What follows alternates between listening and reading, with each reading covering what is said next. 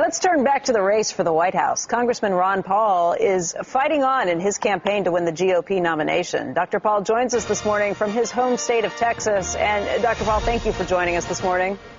You're welcome. Big day today. We do have a couple of more primaries coming up. And how do you expect that you'll fare in the South today? Well, in the South, we don't expect to do a whole lot, but in the far West, we expect to do better, and that's in Hawaii. That's where we put a little bit of energy and investment into it. And you have come through this, and you continue to pick up ground. You continue to win votes. My question is, you are probably not going to be the one who wins the nomination in the end if things continue at this pace. What do you hope to do with your candidacy, and how long will you pursue this? Well, there's four of us in the race, and of course, Romney looks like he's ahead, but he's far from having it won. That's true. So there's a lot of talk about a brokered convention. So with the enthusiasm and support of a whole generation of individuals, I feel obligated to stay into it until we decide who's going to be the nominee. Well, if it went to a convention, do you think it would be one of the four of you who's still in the race?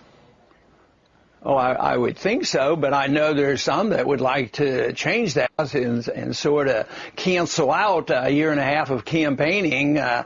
Some of the people in the leadership of the party, sometimes don't like what you're saying, and sometimes the leader party don't like a lot of young people coming in and taking over the party, so they rather resent newcomers into the party, and I think that's what has happened to us. There's a lot of resentment of new people coming in, and there's a lot of fighting going on with leadership in the various states with young people coming in and wanting to participate. You've done a phenomenal job of tapping the young vote. How do you think you've done that?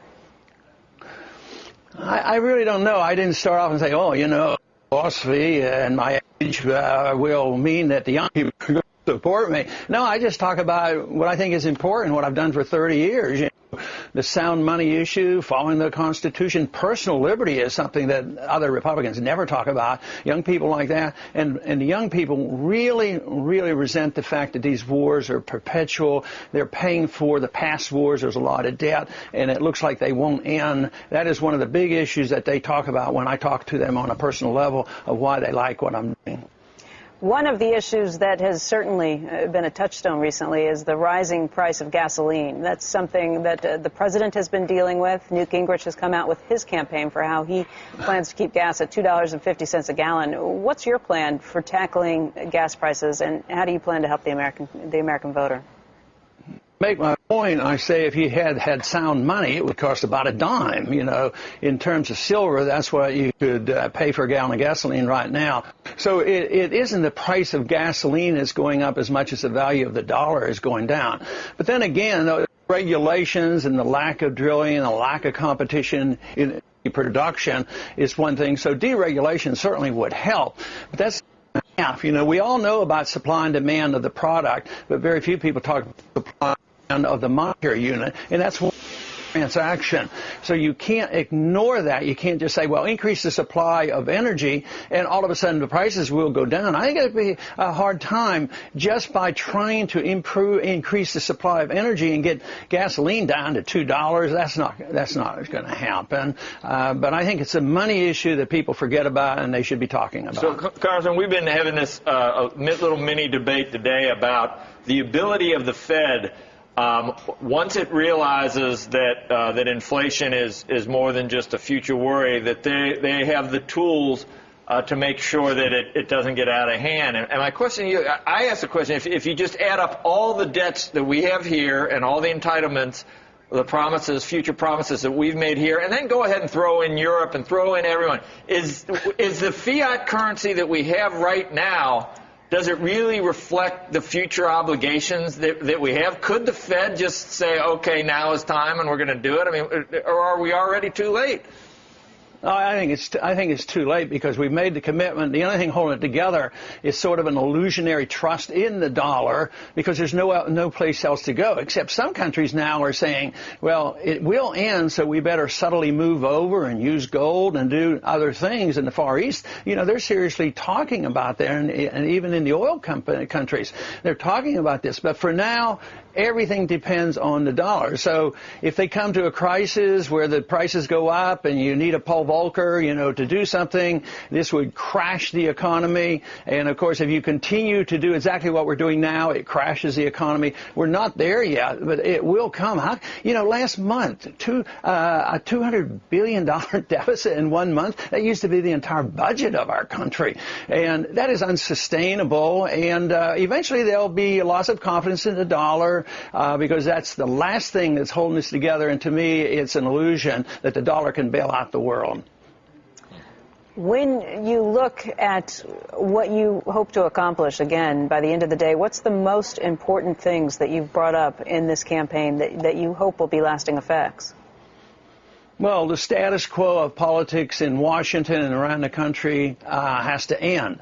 And I see it as both parties. People have to think more independently. And this is where I have thrived. I mean, the young people who are just coming into it are understanding what they're getting.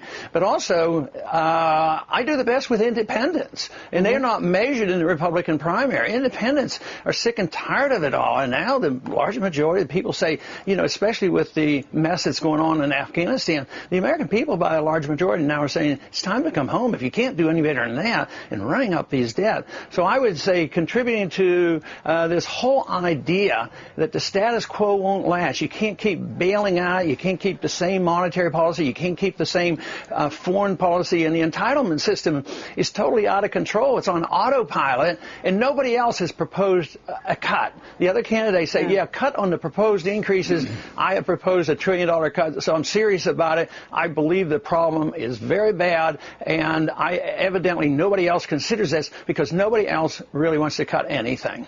After one of the recent debates, Rick Santorum seemed upset. He seemed to think that you and Mitt Romney had teamed up somehow and were tag teaming him in the course of the debate.